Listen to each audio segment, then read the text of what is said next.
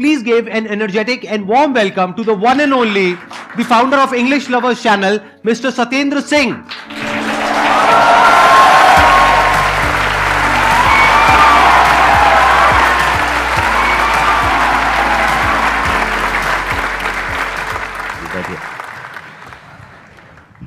Is it real or is it still a dream that I am? तो हाथ मिलाओ ना. सर को देख के वैसे मुझे अभी समझ नहीं आ रहा कि मैं बोल क्या रहा हूँ, मैं कहाँ बैठा हूँ. पूरा ब्लैंक हुआ पड़ा है सीरियसली, क्योंकि यकीन कर पाना बड़ा मुश्किल है. शायद आप लोगों की भी वही फीलिंग हो रही है.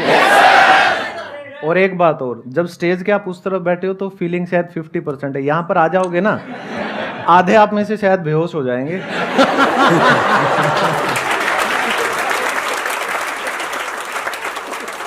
आप बताएंगे शॉर्ट में अपनी जर्नी के बारे में कि आपने क्या किया, कैसे किया और आज इस लेवल तक कैसे पहुंचे? पहले मैंने शुरुआत की थी, एमबीए किया जैसे नॉर्मल सभी अपनी ग्रेजुएशन करते हैं, फिर एमबीए किया और उसके बाद मुझे लगा कि कुछ लाइफ में करना है. तो मेरे जो ग्रुप था सभी दोस्त, कोई डॉक्टर बन गया, कोई इंजीनियर बन गया, तो मुझे लगा भाई तू तो रह गया, तू क्या करेगा. तो उस टाइम पे मैंने इंग्लिश का सहारा लिया. आप रहने वाले कहाँ के हैं? सर भिवानी हरियाणा से. भिवानी हरियाणा से. तो उसके बाद फिर मैंने स्पोकन इंग्लिश का वहाँ देखा, तो कोई ऐसा माहौल हमारे वहाँ पे नहीं था. सारे हरियाणवी में बात करते हैं. कॉलेज में आप जाओगे तो अगर आप हिंदी बोलोगे तो क्या देंगे, गणा मत है. बोला अंग्रेज चले गए, बोला तन्ना छोड़ गए.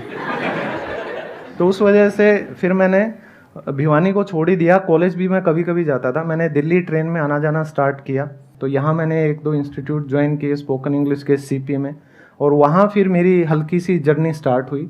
और उस दौरान मेरा ये था कि यार इंग्लिश तुझे आती है नहीं आती, आपको सेल्फ बिलीफ नहीं हो पाता ना कि मेरी अच्छी कितनी है.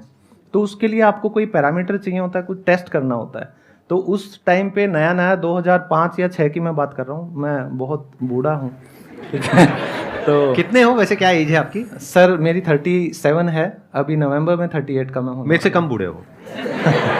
सर आप तो अगले 50 साल भी बूढ़े नहीं होने वाले.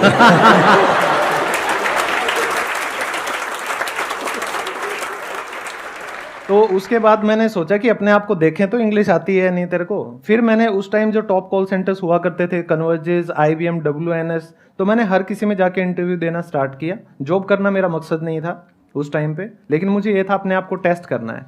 तो फिर कन्वर्जेस में शायद 200 या 300 स्टूडेंट्स यानी कैंडिडेट्स थे, और वहाँ जाके फिर 5 या 6 घंटे के सिलेक्शन प्रोसीजर के बाद मेरा अकेले का सिलेक्शन हुआ. तो तब मुझे लगा कि हाँ कहीं तो तुम पहुँच गए हो. तो वहाँ से स्पोकन इंग्लिश की जर्नी मेरी स्टार्ट हुई थी. लेकिन क्योंकि भेड़चाल में एमबीए कर रहे थे उस टाइम पे सभी, हम भी फंस गए उस चक्कर में. एमबीए किया, फिर बैंकिंग की जॉब्स निकलने लग गई. तो बड़े भाई ने और मैंने बैंकिंग के लिए अप्लाई किया. हम दोनों स्टेट बैंक ऑफ इंडिया में गवर्नमेंट जॉब लग गए, पेंशन वाली थी. तो क्या चाहिए, घर पे धड़ाधड़ रिश्ते आने लगे तो बस खुल के कुप्पा हो जाते हैं. ठीक है. और आपने कितने साल तक करी वो जॉब? 5.5 साल सर. 5.5 साल तक आपने वहां पे जॉब करी? हाँ जी. फिर ऐसा क्या हुआ आपकी लाइफ में कि आपने इतना बड़ा डिसीजन लिया कि उस जॉब को छोड़ करके अपना ये पाथ चुना? मतलब ऐसा क्या हो गया? सर सबसे बड़ी त्रासदी या सबसे बड़ी घटना आप कह सकते हैं, मेरी शादी हो गई थी.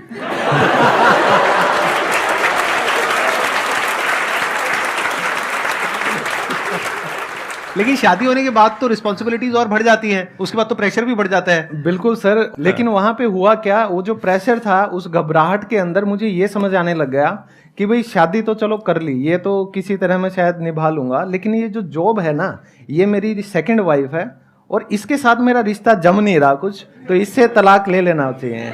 तो या तो मेरा जो रियल वाइफ है उनसे तलाक हो जाता या शादी उनसे हो जाता. तो मुझे लगा कि भाई तो अब उन्होंने भी सपोर्ट किया होगा. लेकिन वहां पे एक चीज और हुई सर. जब मैंने जॉब छोड़ने का डिसीजन लिया, there was no one to support me, to be honest. क्योंकि सोसाइटी के प्रेशर में इवन पेरेंट्स, फ्रेंड्स तो मेरे कभी रहे नहीं. मेरा आज तक कोई दोस्त नहीं है. आज तक नहीं था, आज के बाद है. मैं मजाक नहीं कर रहा.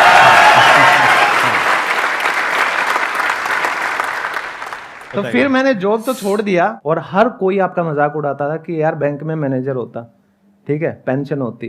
तो आते जाते लोग ताने मार के जाते थे. कोई भी घर में आता था, हर कोई टोंट मारता था, बोला क्या कर लिया.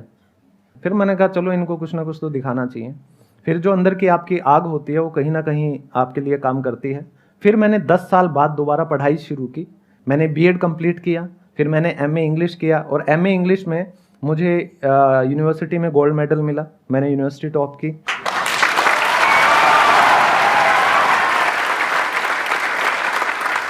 ये जो आपने किया, ये वो जॉब करने के बाद किया? Yes sir.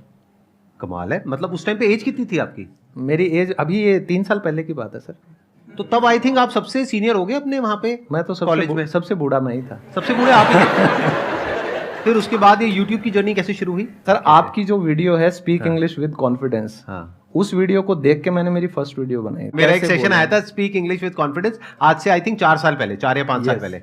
तो मेरा चैनल बना है 2 साल पहले। अरे वाह, क्या बात है। और 2 साल में अच्छी तरक्की करी आपने, मानना पड़ेगा।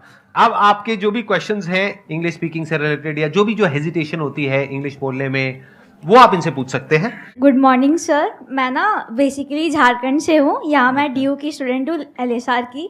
तो मैं यहाँ आई हूँ, तो मैंने ये डिफरेंस देखा है ना कि वहाँ से और यहाँ में, यहाँ पे ऑलमोस्ट सभी लोग इंग्लिश ही बोलते हैं। बट ये डिफरेंस हो जाता है ना कि कहीं कहीं पे अगर हम नहीं बोल पाते हैं तो हमारा पूरा कॉन्फिडेंस ही लूज़ हो जाता है। लाइक मैं बहुत एक्सट्रोवर्ट टाइप की हूँ, बहुत बोलती हूँ, लेकिन ऐसा कहीं कहीं ऐसा एक प्लेस होता है कि जहाँ मैं नहीं बोल पाती, और शायद मेरे को उसका एक रीज़न लगता है इंग्लिश। तो सर उस टाइम पे कैसे, क्या डील करना चाहिए, क्या करना चाहिए? मैंने जैसे शुरुआत में बताया कि मुझे भी सेम आपकी तरह ही ये दिक्कतें फेस करनी पड़ी थी। आप में से कोई भी, या इस दुनिया में कोई भी, अगर कोई भी नई स्किल को सीखेगा और उसको कोशिश करेगा आजमाने की, तो फंबल तो होंगे, गलतियां तो होंगी। तो आपको ये सोचना है कि आपका मेन टारगेट क्या है, मेन गोल क्या है। उस रास्ते में हर्डल आएंगे, वो हर्डल हमारी ज़िंदगी में होते हैं जो अनचाहे दोस्त, ठीक है, और मैं उन्हें दोस्त नहीं कहता, मोस्टली आज के दिन दोस्ती के नाम पर टाइम पास चल रहा है। तो जो आपका रियल फ्रेंड होगा वो आपकी ग्रोथ में आपको सपोर्ट करेगा। चार्ल्स स्कूली एक अमेरिकन साइकोलॉजिस्ट हुए हैं, उनकी एक लाइन मेरी बड़ी फेवरेट है सर, आप कहें तो प्लीज। वो कहते हैं, I am not what I think I am, कि मैं वो नहीं हूं जो मैं सोचता हूं। I am not what you think I am, मैं वो भी नहीं हूं जो आप सोचते हो कि मैं हूं।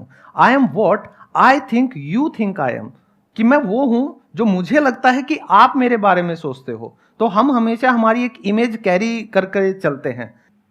तो आपको ये सेल्फ रियलाइजेशन अंदर से होना चाहिए कि आपके हितैषी कौन है और आपके अगेंस्ट कौन है। तो अगर आपका मेन गोल सही है, आपको लोगों को दिखाने के लिए आगे नहीं बढ़ना, खुद के लिए आगे बढ़ना है, तो मेरे हिसाब से ये दिक्कत कभी नहीं आएंगी। और आप अपनी बस जर्नी कंटिन्यू रखो, कंसिस्टेंसी इज इंपॉर्टेंट।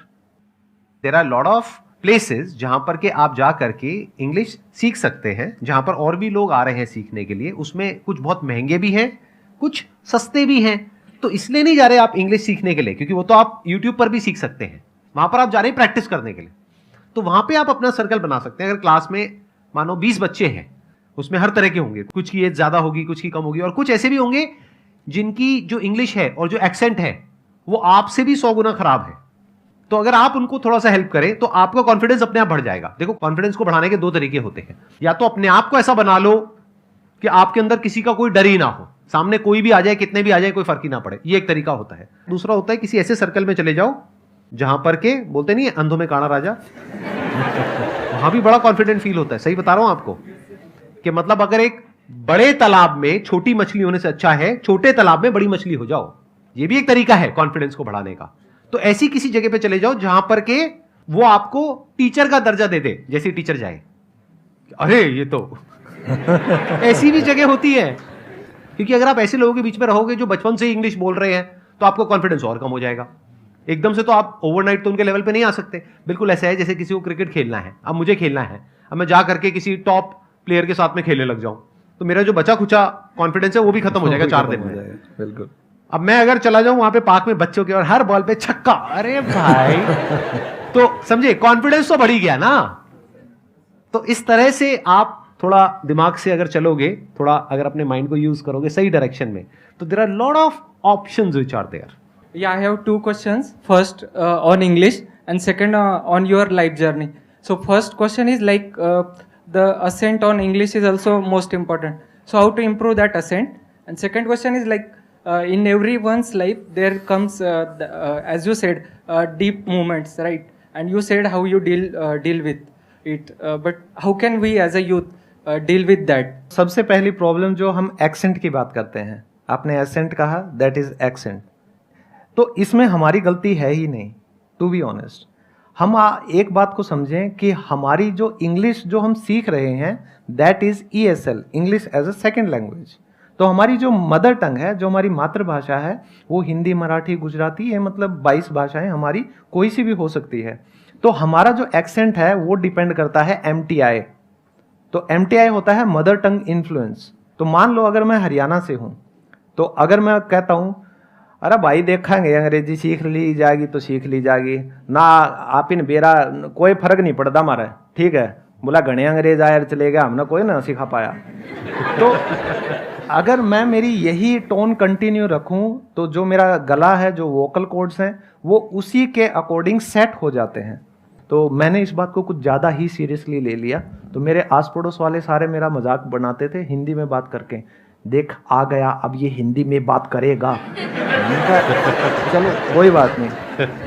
लेकिन जब मैंने इंग्लिश को सीखा और फिर मैंने फ़ोन करके उनके इंटरव्यू लेने शुरू किए ना, और जो हड़काया उनको HR मैनेजर बन के, बड़ा मज़ा आया, कसम से बड़ा मज़ा आया। मैं लताड़ता था, मैंने कहा no you don't deserve it, you don't deserve it.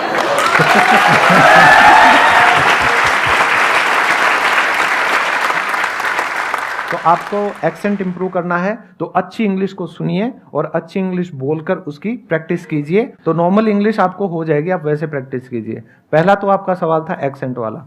दूसरा जो आप कह रहे हैं कि लाइफ में लो पॉइंट्स आते हैं, आप सभी के आते हैं, नो डाउट।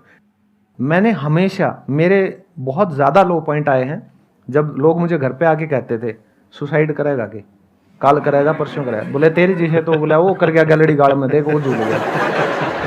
ऐसे कौन बोलता है? बोलते हैं सच में? मतलब ये कौन है? ये दोस्त है या रिश्तेदार है? कौन सर है? ये जैसे कॉलेज में एक दोस्त था मेरा, तो मतलब कहीं ना कहीं, लेकिन वो लोग सच्चे हितैषी हैं आपके, ये बात भी ध्यान रखना। मैंने हमेशा उन लोगों को बहुत पॉजिटिवली लिया है और ऐसे लोग आपके आसपास होने ही चाहिए। तो जब आपका लो पॉइंट आता है उसको आप एज एन अपॉर्चुनिटी लो, ठीक है, कि आप क्या क्या कर सकते हो, कि अब आप जीरो हो गए, अरे अब तो आपके पास ऑप्शंस भरे पड़े हैं, अब तो खोने के लिए कुछ भी नहीं है, कुछ भी नहीं है। अब तो मैं ये भी कर सकता हूँ, वो भी कर सकता हूँ। तो लो पॉइंट कभी भी आए ये तो सोचो ही मत कि यार सब कुछ खत्म हो गया। कई मतलब यंगस्टर्स लग जाते हैं, मतलब गलत डायरेक्शन में चले जाएंगे कि यार हमारा कोई नहीं है, अकेले दुनिया में भाई कुछ नहीं दरिया इस धरती पे, यार पी का पड़ जाओ। उससे कुछ नहीं होगा। Sir, my name is Gautam, and actually, sir, I am stammer person. But sir, in Hindi, my stammering sometimes low, but in English very high. Second, ये कि sir, before 2 year, एक सर ने मुझे बोला था कि 20 साल के बाद कोई भी इंग्लिश अच्छे से नहीं बोल पाता। तो ये मेरे मन में अभी तक उनका है। आपको कहीं ना कहीं लाइफ में या अपनी फैमिली में शायद कुछ है जो मतलब आप उभर के 100% अपनी पर्सनैलिटी से ऊपर नहीं आ पा रहे हो, कहीं ना कहीं कॉन्फिडेंस आप में कम है, ठीक है। तो लाइफ में आप हो सकता है कि कुछ करना चाहते हो लेकिन आपको लगता है शायद मैं नहीं कर पाऊंगा, तो वही बात आपकी हिंदी में आ जाती है। जब अब मैं सर के सामने बैठा हूँ, ऐसा नहीं है कि मेरे में कॉन्फिडेंस पूरा है, मेरी भी अंदर से लगी पड़ी है, ठीक है। लेकिन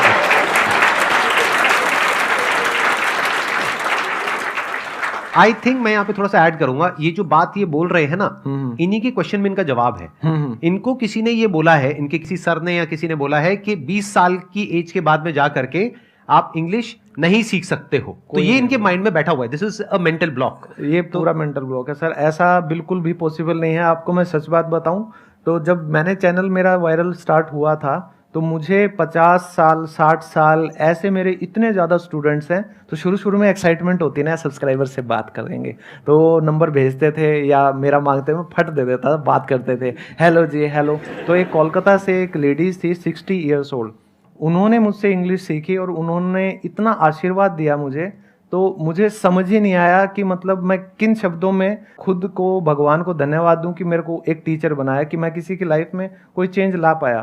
तो आपका ये जो मेंटल ब्लॉक है ये बिल्कुल गलत है।